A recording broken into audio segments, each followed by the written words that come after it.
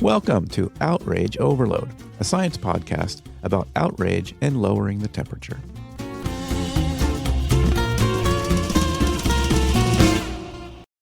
Today we continue our three-part series, Outrage on the Mic, where I'm teaming up with fellow podcasters who explore outrage, sometimes from unexpected angles. I'm your host, David Beckemeyer, and in this episode of Outrage Overload, we're headed into the past with Outrageous History host, Ernest Granson.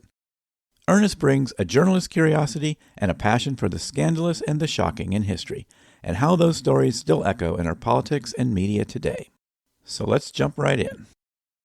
So welcome back to Outrage Overload. If you're a longtime listener, you're going to find this episode might be a little different than most. If you're a new listener, welcome. So what I've decided to do is this goofy idea that I'm going out and reaching out to other podcasts that somehow relate to outrage. So that I've been reaching out and I've had great response from some other podcasts. We've had some fun talking to some other hosts. And today I'm talking with Ernest Granson from Outrageous History. So Ernest, welcome to the show. Hi, David. Thanks for having me today. So tell us a little bit about your story and your show. Yeah, well, Outrageous History is really a passion of mine, which after a career in journalism, I was able to actually focus on to do a lot more research.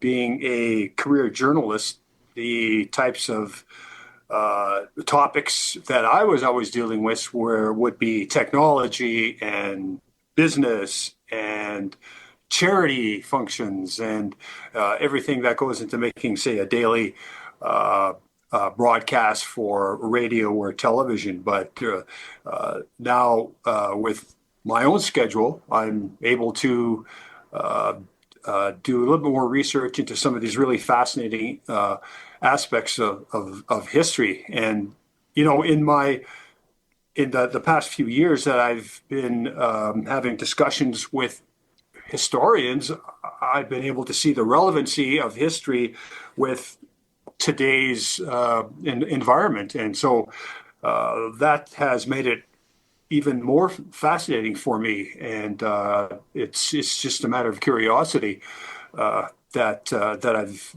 been able to satisfy with this kind of a podcast. Well, that's awesome. Yeah, I can relate to a lot of that. So a lot of listeners of my show know I'm a bit of a science nerd, but I'm also a little bit of a history nerd. So with your show, Outrageous History, you highlight some of the most scandalous and preposterous events in history. In that research, have you noticed patterns? I mean, you just mentioned a little bit, but have you noticed patterns in how public outrage was expressed in the past compared to today's digital age? And how do you think the evolution of media has influenced those patterns?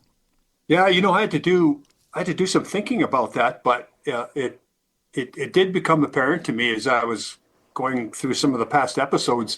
So, but first of all, let me emphasize that I'm not an historian, but as you've pointed out in our correspondence, I have learned a lot through reading about many aspects and many eras of history, and by discussions with the historians who really conduct really comprehensive research to address the question about comparisons of the past with our current polarizing public environment.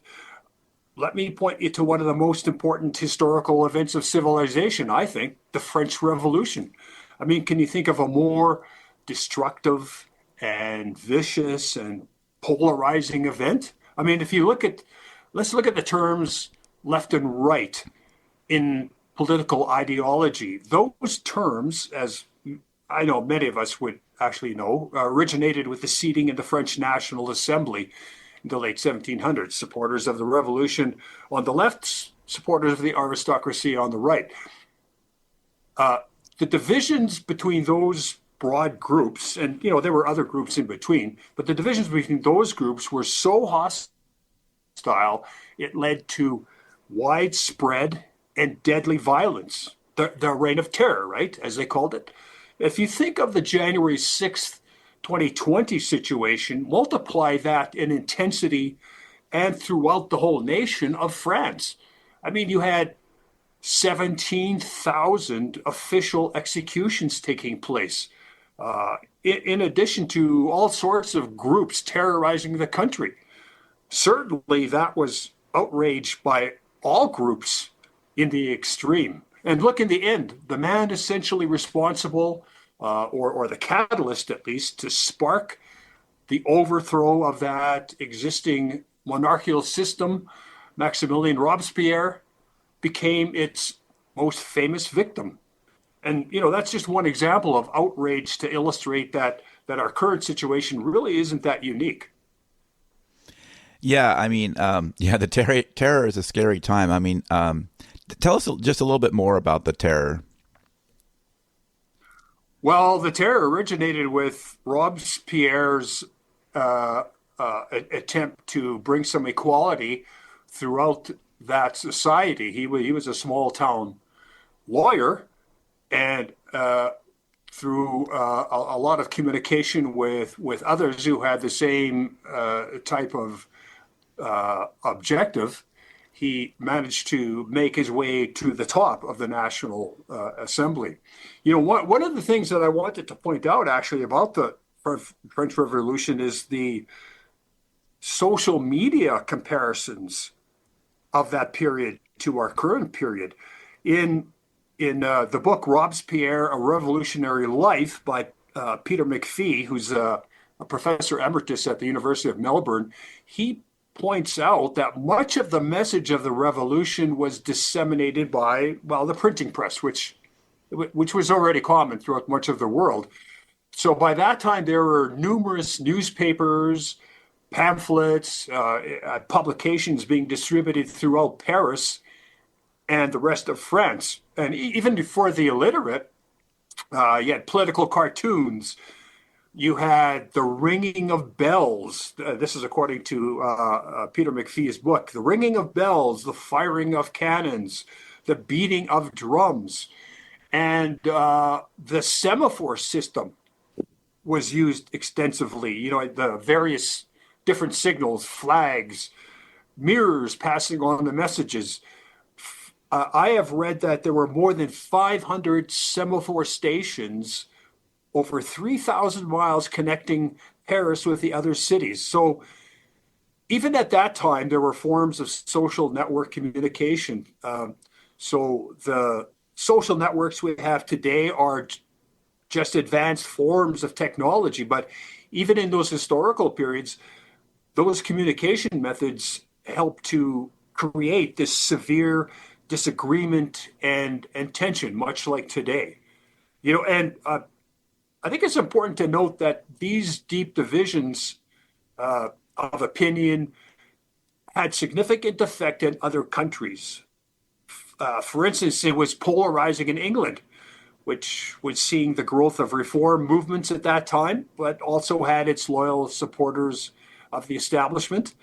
And it helped to drive nationalism throughout Europe, eventually becoming a factor in the unification of Italy and Germany, who had all these scattered kingdoms and duchies at the time. And significantly, it inspired Mexico and countries in Central and South America to eventually declare their independence from Spain and Portugal. So it's there's many parallels to today. Yeah, it's interesting because yeah, it's a huge event in history, and like you say, it does have so many sort of ripple effects coming out of it. Well, based on some of that, would you say that people were just as easily outraged then as they are today, or you think the modern technology has maybe amplified our reactions? Well, I definitely think it's amplified it in a certain aspect. Let's If you're thinking about outrage in the past, let's go to uh, the presidential administration of Woodrow Wilson, who happened to take office in 1913, just as the winds of war, if I may borrow that phrase from Herman Wouk, if the winds of war began to blow. So we're looking at a period of more than 110 years ago. And I don't know, like, I guess unless you're really into history, you may not realize that it was just as polarizing as it is now. A lot of parallels there too. Wilson was solidly against having any U.S. participation in the war, the First World War. And that's relatively well known. And much of his election platform was based on U.S. neutrality. And the country did stay out of the war until 1917. I mean, there were numerous factors and events fed into the decision by Wilson to declare the war. The German submarine attacks, the British naval blockade of Germany, Germany's attempt to create a secret alliance with Mexico. So, until then, Wilson tried to assume the role of peacemaker, but the situation in the U.S. really lent itself to conflicting views amongst the population. Many people may not accept this, but the U.S. is, or more so was, a nation of immigrants. At that time, a third of the population was either born in other countries or were the children of immigrants, and that included millions, in the order of 10 million, who were directly descended from the Central Powers, namely Germany, Austria-Hungary, and even Turkey, the Ottoman Empire. Those citizens, especially the large German and Irish community, were firmly behind strict neutrality. But then you add a number of significant groups that were much more fiercely anti-war. The U.S. Northwest specifically spawned a number of groups, several of them unions, but also a major socialist group. There were peace movements that had sprouted in the Midwest and the East Coast. Prior to the war declaration, many of those anti-war groups were really more focused on organized labor and employer issues. But let's talk about the rise of outrage in that period, just to give you a comparison. In that period, according to the sources that I've read, the outrage, according to the sources that I read, there were 15 major newspapers in New York alone. They were daily newspapers. And that was the major source of information for most of the population. So they were the ones that would be disseminating all sorts of rhetoric, and a lot of this included some of the peace movements. Now, if we think about the war and what the population thought about, I mean, a war drive had already begun in full force. But some of the major unions, I'm thinking specifically of the IWW, the Industrial Workers of the World, its radical actions, along with that of the Socialist Party of Washington State, resulted in the creation of the Espionage and the Sedition Acts by the Wilson administration, which effectively criminalized dissent. So thousands of individuals were prosecuted for anti-war speech or activism. And the Socialist Party leader eventually received a 10-year prison sentence for his anti-war statements. So you already had all of this outrage starting to be created at that time. And, the newspapers were all part of that. Here's an example of the rhetoric. I looked up a couple of headlines that some of these newspapers were printing. You had, this is again in Washington State, you had the patriotic-leaning Seattle Star newspaper come up with headlines. This headline said, "War between the United States and Germany would spell peace for the world." And this headline, "Today in this land of ours, there are only two classes of people. One class consists of Americans. These will stand solidly behind President Wilson. All others are traitors." So, and then you had on the opposite side, here's a quote from a pamphlet published by the anti-war activist Hewlett Wells. And in his pamphlet, he said, "If we must fight and die, it is better that we do it upon soil that is dear to us against our masters than for them where foreign shores will drink our blood." And so Wells and some of his colleagues were charged with sedition for distributing these flyers. They were also sentenced. They were sentenced to 2 years. So, these are just a couple of examples of outrage being generated over the century, and how much of a role media has had in amplifying it to a great extent, these divisions of opinion.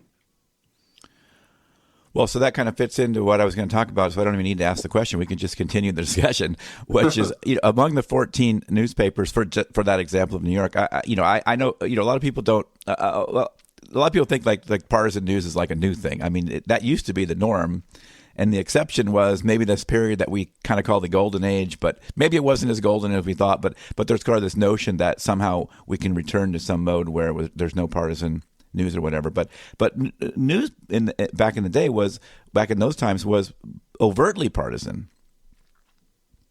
Well, it sure was in the early 1900s and the late 1800s. If you've ever read any history about the Hearst publications and the Pulitzer publications, they were they made certain that their views were very well known, but whether or not they were actually able to affect the policy of the administrations, that's that I'm not sure that you have a lot of people that agree with that. But well, I'm more saying that they they shaped the public, the outrage of the public, sort of the public outrage, mm-hmm, maybe. Mm-hmm. Yeah, no question about that.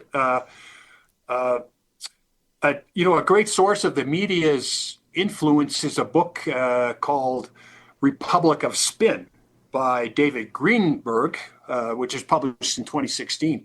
And David Greenberg is a journalism professor at Rutgers University. Republic of Spin actually discusses how propaganda and publicity and muckraking and public relations, and of course spin, has been used by the White House since the Civil War and its impact on the American public. So Greenberg points out that Theodore Roosevelt really propelled the function of public relations in the presidential office into the national perspective. And he was the guy that wasn't afraid of taking part in publicity stunts. Take, for instance, his decision to go for a ride in 1905 on the USS Plunger, one of the U.S. Navy's earliest submarines. That USS Plunger, that sounds so appropriate. So he ignores the safety warnings by the crew and goes for a dive on the submarine on Long Island's Oyster Bay. Of course, not surprisingly, the first time any president had been in a submarine. In fact, it was reported that he took the controls for himself for a short time. So this was widely reported in print, and just one example of how Roosevelt influenced the public perception of that office. And interestingly, Roosevelt was involved in leveraging publicity prior to his presidency. If you remember the role that he played in the Spanish-American War, which in many respects was a media-fueled conflict that surfaced before World War I. And it was an event that produced a substantial amount of controversy in not just Cuba and Spain, but in the U.S. And, this is where you dive into that rabbit hole of the Hearst and Pulitzer publications, which were the dominant newspapers at the time. I'm going to refer to another book here. Kenneth White, who's a highly regarded journalist and editor and book publisher here in Canada, he provides a very comprehensive narration of the Spanish-American War in his book, The Uncrowned King, The Sensational Rise of William Randolph Hearst. That was published in 2008. And, I think it's relevant to look at that at that particular situation closely because it provides another example of the critical role the media, or even just communication to the public, how much of a role it plays in creating divisiveness and ultimately outrage.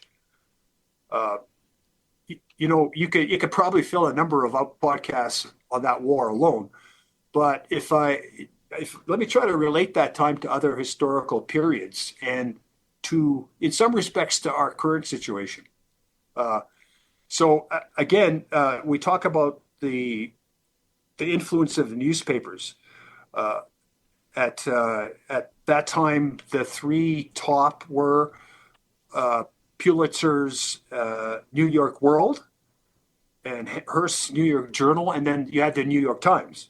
And each of these were pitted against each other in cutthroat competition to attract the readers. So not surprisingly, at many times they took liberties with sensationalism, and that included the reporting of the Spanish-American War.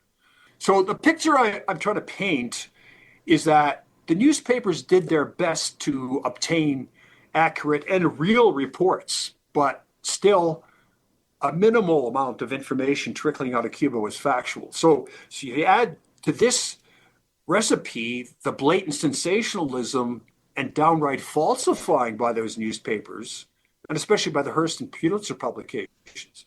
So these consistently flagrant articles and dispatches were being consumed by millions of readers in the U.S. and creating this picture of a vicious Spanish assault. So this type of reporting really helped to create that anti-Spanish sentiment in the U.S. and a lot of support for the war. The public and the editors, namely Hearst, were frustrated by this stalemate between the rebels and the Spanish military. Then that all changed in 1898 when a riot occurred in Havana and President McKinley sent the U.S. warship, the Maine, into Havana's harbor. And while anchored there, the ship was rocked and destroyed by a huge explosion, killing 260 men aboard. Now, the cause of the explosion has been debated up until today. A U.S. naval inquiry did conclude that the explosion happened underneath the ship, implying that it was a mine, while others felt the explosion had taken place on board, maybe by a fire that ignited the ship's munition supplies. But whatever the conclusion, both the public and the politicians had come to accept that war was the only thing to do. And several months later, in April of 1898, the U.S. declared war. So, now we go back to the statement I made about Theodore Roosevelt's emerging involvement with publicity. He happened to be the assistant secretary of the Navy at that time, and he was adamant that Cuba should gain its independence. He felt that war with Spain was inevitable, and so he was one of the ones that lobbied to send this battleship to Havana. And in his personal correspondence, as Kenneth White pointed out, he placed the blame for the explosion on Spain. And not only that, but as acting secretary, he instructed Admiral Dewey, commander of the U.S. fleet in the Asian Pacific, to take offensive action against the Philippines, which was part of the Spanish Empire. And if war were to be declared, Dewey should sail there. And in fact, that's what happened. Dewey struck with a surprise attack and took control of the Philippines. So you can see some of the parallels going on there. Yeah, like there's a through line. Yeah. So what happens with Roosevelt? He resigns as assistant secretary and becomes lieutenant colonel of the Army division known as the Rough Riders, another name that you might know out of the past. Roosevelt and the Rough Riders become war heroes as a result of their famous charge on the Spanish at San Juan Heights. the U.S. victory over the Spanish after about 10 weeks of fighting, along with the takeover of the Philippines and Guam and Puerto Rico, that not only established the United States as a global power, but it also paved the way for imperialism to become a dominant U.S. policy. And Roosevelt's image that he had cultivated through public exposure propelled him into the vice presidency, and then as president when McKinley was assassinated. So from this position, Roosevelt proceeded to implement the Monroe Doctrine, which was created in 1823 to stop European nations from exerting their influence over Latin American colonies. And Roosevelt even went further by stating that the United States would be justified in exercising international police power to put an end to chronic unrest or wrongdoing in the Western Hemisphere. And this is much like what's happening today with the current administration. If you think about some of the statements that the current president has made. So, so we kind of slightly drifted away from the aspect of outrage, but, I think it is relevant in that it speaks to what's happening. Like the threat by President Trump to retake control of the Panama Canal, which happened to be Theodore Roosevelt's biggest project. And so we see this issue rise again, creating all sorts of divisiveness as it did back in 1903. Yeah, and some of his aspirations, or at least his claims about Gaza, too. That someone asked him on what authority, and he said that the authority of the United States. And those statements seem to have taken place in the past as well. Yeah. Mm-hmm. Yeah, and a lot of quotes get attributed to Mark Twain, but I think this one's verified, or at least a paraphrase, and I'm sure you know which one it is, which is history doesn't repeat itself, but it often rhymes. And so I think you've kind of already talked about this, but maybe you can add a little more to it. Do you see us in a unique period, or are we just sort of experiencing a modern version of a lot of these age-old phenomenon? Oh yeah, really, I see it happening again and again. And I think maybe it might, as you mentioned before, it might be more amplified.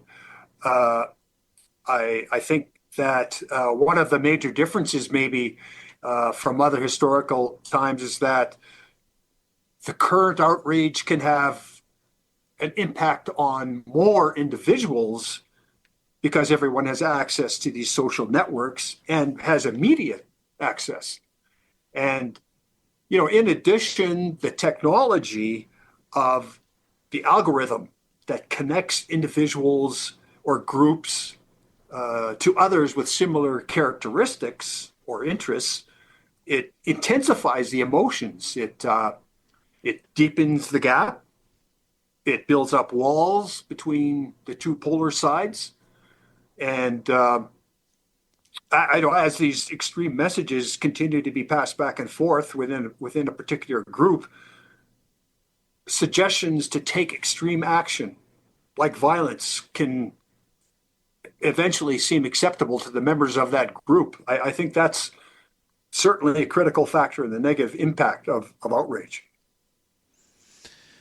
Right. I mean, there's a lot of the science we talk here about that is sort of this escalating idea of morality, right? Where you believe the other side is going to do it, so you sort of you do it first, and the other side sort of does the same thing, and this just kind of escalates to the point where, yeah, like you say, you start to see violence as a reasonable answer.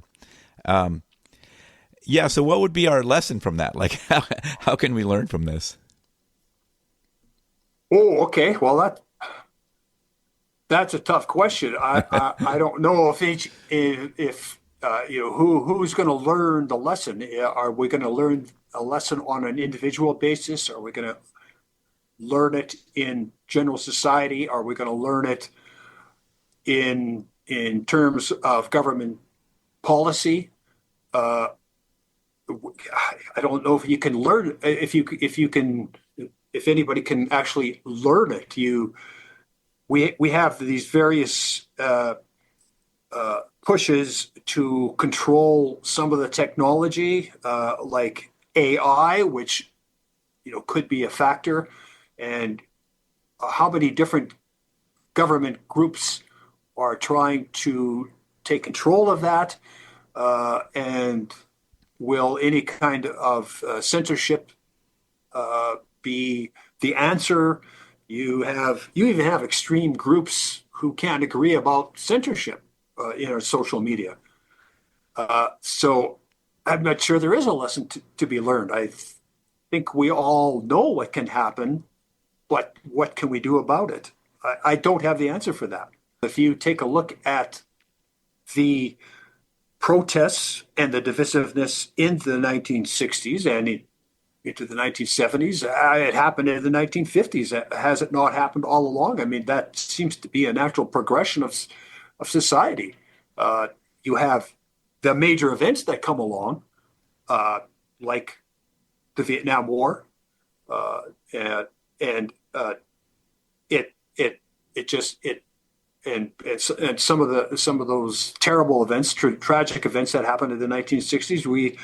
We had to get past that, and you eventually do, and then you look back on it and say, well, it wasn't as bad as it is right now. But I think for those of us and those people who were living in those eras, it was just as extreme.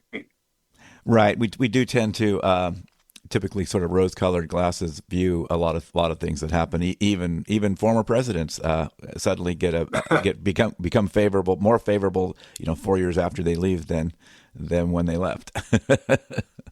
That's right. History is in the decades afterwards. It's not judged in the present time. Yeah. Well, all right. I really appreciate it, Ernest Granson. I really like your like what you're talking about. I appreciate a lot of those insights. That's some good stuff. Now I got a whole bunch of books I have to go read, and that'll occupy me for a little while. But yeah, thanks again for making time for our show. Well, it's been a real pleasure, David. Thanks for having me.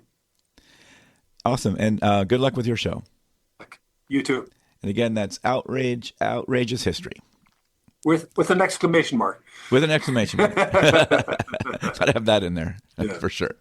All right. Thanks again.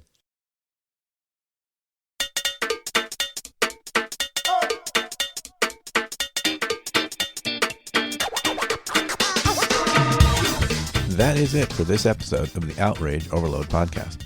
For links to everything we talked about on this episode, go to outrageoverload.net. Want to dive deeper? Check out my Substack at outrageoverload.substack.com or outrageoverload.net/newsletter for more insights beyond the podcast. Subscribe, comment, and join the conversation. If you found this episode valuable, please share it or leave a review. It really helps. Thanks for listening, and I'll catch you next time.